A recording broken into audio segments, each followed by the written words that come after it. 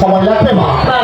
হ্যাঁ, তুমি তো এবার রান্না করে যেও না, আমি ডাক্তারবাবুর কাছে ফিরে এসে নিজ হাতে রান্না করবো, ঠিক আছে? হ্যাঁ বলো। বলছিলাম কি কি?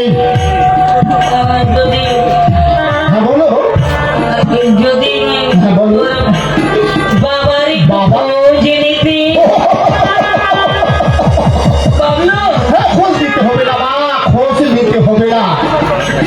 এইমাত্র অসীম এসে বলে গেল বাপের প্রায় সিদ্ধ শুরু হয়েছে।